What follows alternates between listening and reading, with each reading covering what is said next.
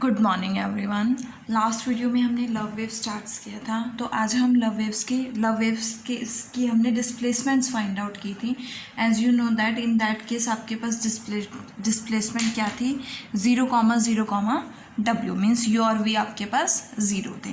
तो आपके पास क्या था, U vector is equals to 0, 0, W along x axis और अलॉन्ग वाई एक्सिस डिस्प्लेसमेंट 0 थी और अलॉन्ग जेड एक्सिस आपके पास W है।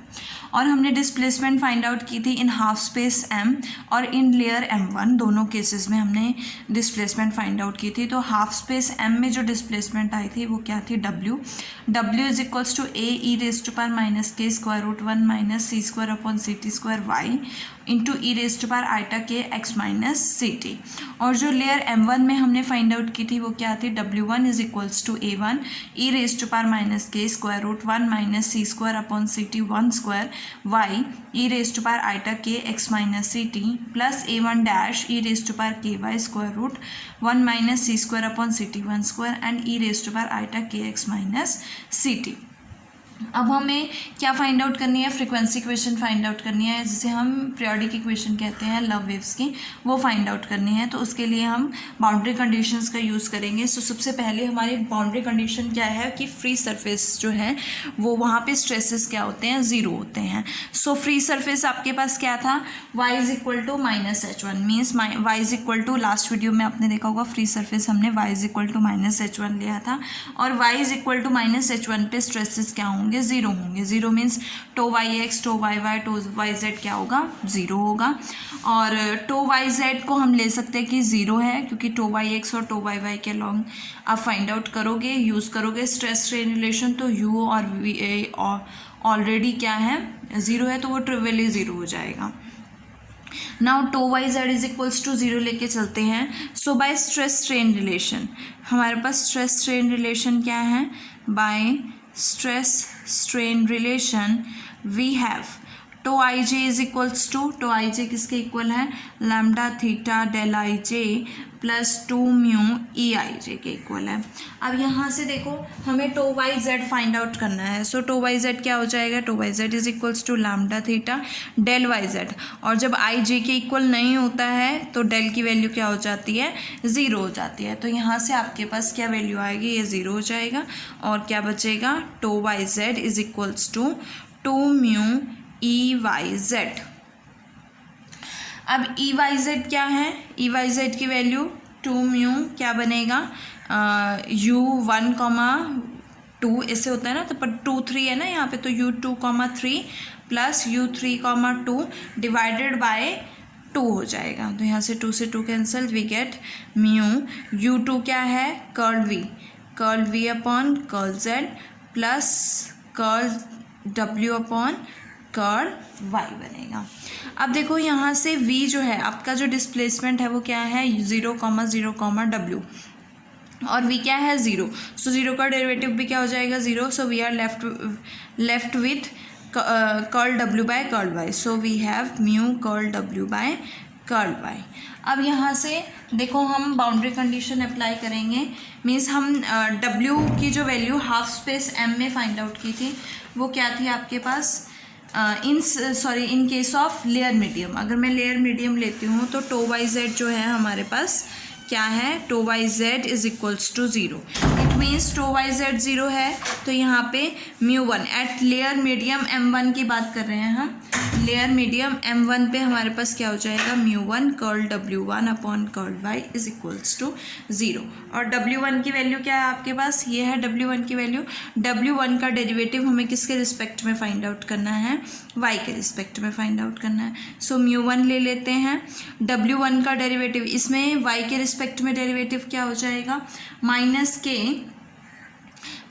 के स्क्वायर रूट 1 माइनस सी स्क्वायर, देखो क्या आएगा, minus k square root 1 minus सी square upon C T 1 square, और बाकी एज इट इज़ बनेगा A1 E raise to power minus k square root 1 minus C square upon C T 1 square Y E raise to power iota k X minus C T. Similarly यहाँ पे differentiate करेंगे y के respect में, तो A1 dash क्या बनेगा, k square root 1 minus C square upon C T 1 square into E raise to power k Y square root 1 minus C square upon C T 1 square और E eta k X minus C T. यहाँ से देखो क्या common आ रहा है, के square root 1 minus सी square upon C T 1 square common आ रहा है और ये eta k X minus C T common आ रहा है, तो ये कॉमन आ जाएंगे लेफ्ट हैंड साइड में और इज इक्वल टू 0 है, तो हमारे पास ये क्या हो जाएंगे, 0 हो जाएंगे, मतलब ये वैल्यू इन बिटवीन वैल्यू 0 आएगी। तो मेरे पास क्या आएगा, क्या बचेगा, ये कॉमन आ गया, ये कॉमन आ गया, ये कॉमन आ गया, यहाँ से क्या बचा, minus a1 E raise to power minus k square root 1 minus C square upon C T 1 square. अब y को क्या पुट करना है, किस पे फाइंड आउट कर रहे हो, at y is equal to minus h1, तो y को क्या पुट करोगे, माइनस h1, तो माइनस माइनस प्लस क्या हो जाएगा, h1 हो जाएगा। सो नेक्स्ट क्या है, प्लस a1 डैश, ये कैंसिल हो गया, ये कैंसिल हो गया, e raise to power k, y की वैल्यू माइनस h1, तो minus k h1 square root 1 minus C square upon C T 1 square is equal to 0। Minus common लोगे तो ये प्लस हो जाएगा और ये वैल्यू माइनस हो जाएगी, तो हमारे पास ये एक इक्वेशन आ गई है। अब सेकेंड बाउंड्री कंडीशन लेके चलते हैं, at interface y is equal to 0। Second boundary condition at interface y is equals to 0।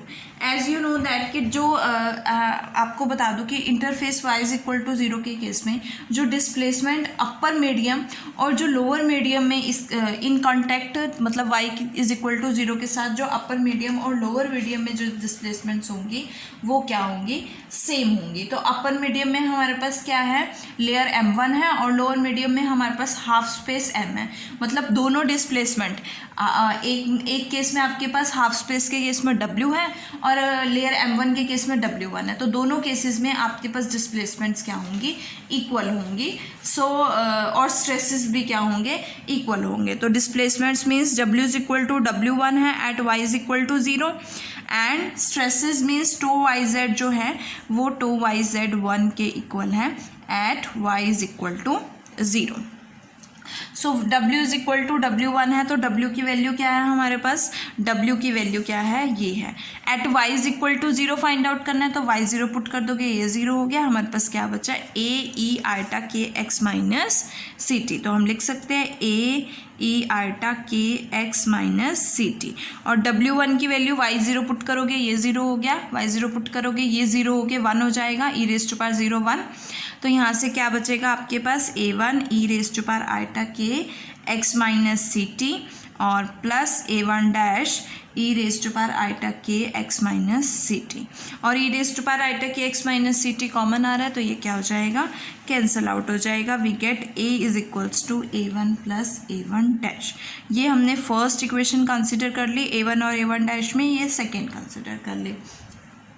Now third हमारे पास क्या है कि टो वाई जेड जो है स्ट्रेसेस जो हैं विद रिस्पेक्ट टू 1 एंड, मतलब लेयर मीडियम m1 में और हाफ स्पेस m में, दोनों में सेम है, तो इट मीन्स यहाँ से tau Y Z is equals to tau Y z 1, और टो वाई जेड क्या है, curl w upon mu curl w upon curl y and mu 1 के केस में mu 1 curl w1 upon curl y at y is equals to 0। So सबसे पहले हम w by w curl w by curl y find out करते हैं। सो w हमारे पास क्या है, ये है, सो इसका डेरिवेटिव करोगे y के रिस्पेक्ट में, हमारे पास ये टर्म आगे आ जाएगी, that is minus k square root 1 minus C square upon C T square. तो यहाँ से हमारे पास क्या आएगा, a minus k square root 1 minus C square upon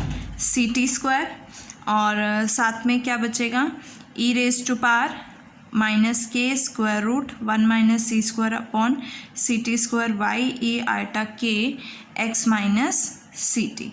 similarly mu 1 के लिए यहाँ पे म्यू भी है, सो म्यू 1 के लिए आपके पास दो टर्म्स हैं, तो दोनों को y के रिस्पेक्ट में करोगे तो सबसे पहले क्या आएगा हमारे पास, a1 माइनस के, देखो यहाँ से हम डायरेक्ट भी देख सकते हैं कि हमने यहाँ पे फाइंड आउट की थी curl w1 by curl y की वैल्यू हमने यहाँ पे फाइंड आउट की थी, तो कर्ल W1/कर्ल वाई की वैल्यू ये आ रही है। अब कंडीशन क्या है, y इज इक्वल टू 0 है, सो इसमें y is equal to 0 substitute करोगे, आपके पास ये टर्म 1 हो जाएगी और ये वाली टर्म भी क्या हो जाएगी, 1 हो जाएगी, है ना। तो बचेगा क्या, वो लिख लेते हैं हम सिर्फ डायरेक्ट कि μ1 minus k square root 1 minus सी स्क्वायर अपॉन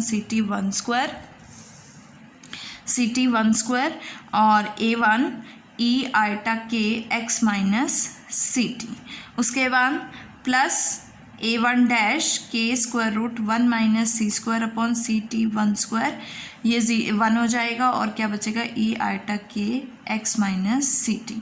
अब देखो e raise to power iota k x minus ct जो है दोनों केसेस में क्या है, कॉमन है, तो वो क्या हो सकता है, कैंसिल आउट हो सकता है, तो ये कैंसिल आउट हो जाएगा। अब हम इस पे भी at y is equal to 0 condition लगाते हैं, तो y is equal to 0 condition लगाओगे ये 1 हो जाएगा और हमारे पास क्या आएगा, minus mu a k square root 1 minus C square upon C T square और ये 1 हो गया, E eta k X minus C T और ये iota k X minus C T क्या हो जाएगा, कैंसिल हो जाएगा, तो हमारे पास ये टर्म्स बची है। अब इन्हें एक तरफ ले आओ तो आपके पास क्या आएगा, म्यू के ए, पहले सबसे पहले ए वाला ले लेते हैं, तो हमारे पास इसको राइट हैंड साइड में लेके जाएंगे, mu k A square root 1 minus C square upon C T square minus μ1 वाला ले लेते हैं, μ1 a1 k square root 1 minus सी square upon C T 1 square और थर्ड हमारे पास क्या है, plus a1 dash μ1 a1 dash k square root 1 minus C square upon C T 1 square is equal to 0। So ये हमारी थर्ड इक्वेशन आ गई। ये आपके पास 3 इक्वेशंस आ गए। इन 3 इक्वेशंस का हम क्या फाइंड आउट करेंगे, तीनों इक्वेशंस कैसी हैं, a1 और a1 डैश में। देखो हम इसको इस तरह से लिख सकते हैं, ये फर्स्ट होगी, सेकंड को हम इस तरह से लिख सकते हैं, a1 plus a1 dash minus a, इस तरह से लिख सकते हो, या इज इक्वल्स टू 0। तो देखो यहाँ से आपके पास क्या आएगा, ये 3 इक्वेशंस होगी। तीनों इक्वेशंस कैसी हैं, होमोजीनियस इक्वेशंस हैं। वी कैन से दैट कि these are homogeneous system of equations in a1 a1 dash. तो इसका नॉन ट्रिवियल सोल्यूशन तभी होगा अगर इसका डिटर्मिनेंट क्या हो जाए, 0 हो जाए। सो इसका डिटर्मिनेंट कैसे 0 लोगे, सबसे पहले इक्वेशन में a1 का कॉफिशेंट क्या है, ये है, a1 डैश का कॉफिशेंट ये है। इसी तरह से सेकेंड इक्वेशन और a का कॉफिशेंट क्या है, 0 है। सो फर्स्ट रो आपकी ये हो जाएगी, सेकेंड में 1 1 माइनस 1 और थर्ड में आपके पास क्या बनेगा, ये कॉफिशेंट और ये कॉफिशेंट और उसके बाद ये कॉफिशेंट। सबसे पहले हम a1 लेके चल रहे हैं, फिर a1 डैश और फिर a। सो यहाँ से आपके पास क्या डिटर्मिनेंट बनेगा, देखो डिटर्मिनेंट की वैल्यू क्या आएगी, यहाँ से e रेज टू पावर के h1 स्क्वायर रूट, यहाँ पे हमने क्या लिया है, k h1 square root 1 minus सी square upon C T 1 square. Second क्या है, minus E raise to power minus k H square root 1 minus C square upon C T 1 square और a नहीं है तो a का कॉफिशेंट क्या हो जाएगा, 0 हो जाएगा। सेकेंड हमारे पास क्या है, 1 1 और -1। थर्ड क्या है, minus μ1 k square root 1 minus सी square upon C T 1 square, उसके बाद μ1 के स्क्वायर रूट 1 माइनस सी square upon C T 1 square और थर्ड क्या है, mu k square root 1 minus C square upon C T square is equal to 0।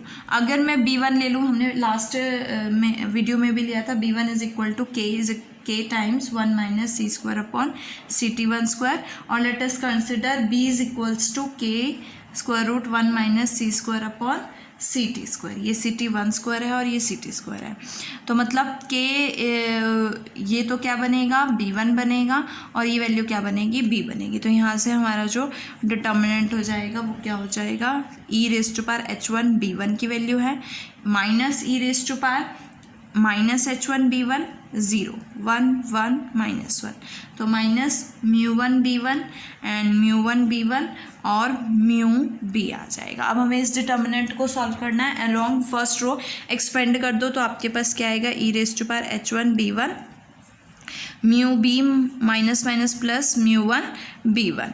Next है minus minus plus E raise to power minus H one B one, और यहाँ से क्या बनेगा mu B और minus mu one B one हो जाएगा। ये आपके पास दो वैल्यूज़ आएंगी इज इक्वल टू 0।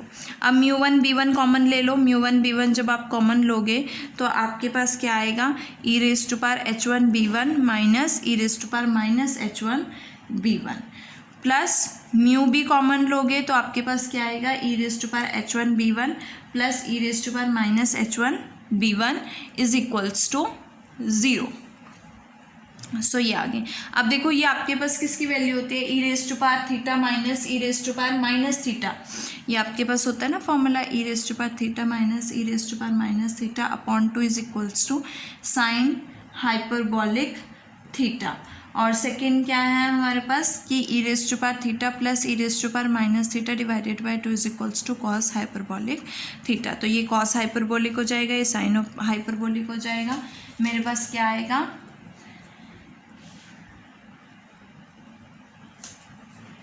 मेरे पास यहाँ से क्या आएगा mu one B one two sine hyperbolic h one B one plus mu b two cos hyperbolic h one B one is equals to 0। So यहाँ से राइट हैंड साइड में ले जाओ, आपके पास म्यू वन बी वन क्या हो जाएगा 2 तो कैंसिल हो गया, sine hyperbolic h one B one is equals to minus mu b cos hyperbolic h one B one. Cos hyperbolic को इधर लेके आओगे लेफ्ट हैंड साइड में, साइन अपॉन कॉस क्या हो जाएगा tan हो जाएगा। तो mu one B one tan hyperbolic h one B one is equal to minus mu b हो गया। और यहाँ से आपके पास tan hyperbolic h one B one की वैल्यू क्या आएगी minus mu b upon mu one B one. और म्यू बी की वैल्यू सब्सटीट्यूट करोगे तो mu k square root 1 minus सी स्क्वायर अपॉन सी टी स्क्वायर है, और अपॉन में म्यू वन बी वन की वैल्यू क्या है के स्क्वायर रूट 1 माइनस सी स्क्वायर अपॉन सी टी वन स्क्वायर है। यहाँ से के कैंसिल हो जाएगा, आपके पास ये आंसर आएगा। सिमिलरली लेफ्ट हैंड साइड में सब्सटीट्यूट करोगे tan हाइपरबॉलिक के H one square root 1 minus सी स्क्वायर अपॉन सी टी वन स्क्वायर आएगा। ये आपके पास वैल्यू आ गई है। अब देखो यहाँ से आपके पास क्या आएगा, नाउ हमारे पास एक फॉर्मूला होता है tan hyperbolic iota theta is equals to iota tan theta, है ना, ये फॉर्मूला होता है। तो इसके लिए अगर मैं यहाँ से माइनस कॉमन ले लूँ -1 तो क्या आएगा स्क्वायर रूट -1 कॉमन आएगा। स्क्वायर रूट -1 किसकी वैल्यू होती है आइटा की वैल्यू होती है। तो मेरे पास क्या आएगा tan हाइपरबोलिक यहाँ से eta K H one square root C square upon सी T one square -1। Similarly denominator से आप कॉमन लोगे -1 तो आपके पास क्या आएगा ये तो एज इट इज़ रहेगा अपॉन में eta mu one square root C square upon सी टी वन स्क्वायर -1 आएगा। अब यहाँ पे ये फॉर्मूला अप्लाई करोगे तो आपके पास आइटा tan थीटा, थीटा क्या है K H one square root C square upon सी टी वन स्क्वायर -1 हो जाएगा, और is equals to minus mu upon eta mu one. और आइटा को मल्टीप्लाई और डिवाइड करोगे तो ये प्लस आइटा हो जाएगा और यहाँ से कैंसिल हो जाएगा। स्क्वायर रूट 1 माइनस सी स्क्वायर अपॉन सी टी स्क्वायर और अपॉन में square root C square upon सी टी वन स्क्वायर -1। और ये जो आपकी इक्वेशन है ये आपकी फ्रीक्वेंसी इक्वेशन है लव वेव्स की। और देखो जो फ्रीक्वेंसी इक्वेशन है वो के पे डिपेंडेंट है, तो अगर इक्वेशन के पे डिपेंडेंट होती है तो लव वेव्स क्या कहते हैं उन वेव्स को डिस्पर्सिव वेव्स कहते हैं। यहाँ से हमारे पास स्पीड जो है वो किस पे डिपेंड करेगी, स्पीड ऑफ लव वेव्स जो है किस पे डिपेंड करेगी के पे डिपेंड करेगी। So we can say that ये लव वेव्स कैसी होंगी डिस्पर्सिव वेव्स भी कहा जाता है इन्हें। तो तो इसलिए इसका रीज़न ये है कि ये वेव नंबर के पे डिपेंड करती है। सेकेंड ही हमारी फ्रीक्वेंसी इक्वेशन, जिसे हम periodic equation of Love waves कहते हैं। और स्पीड ऑफ लव वेव्स जो कि c है वो हम इस इक्वेशन से फाइंड आउट कर सकते हैं। और किस पे डिपेंड होगी, k पे डिपेंड होगी, दैट इज़ वेव नंबर पे डिपेंड होगी। h1 हमारी हाइट ऑफ लेयर होगी और ct हमारी जो है वो SH वेव्स की स्पीड होती है हाफ स्पेस में, और CT1 जो है speed of SH waves in layer m1 है। म्यू और म्यू1 हमारे पास लेम्स कांस्टेंट है। और यहाँ पे जो CT1 है, CT1 वो लेस देन C है, और C किससे लेस देन हमने फाइंड आउट किया, C is less than CT1। तो C जो है वो किसके बिटवीन लाई करेगा, CT1 and less than CT के बीच में लाई करेगा।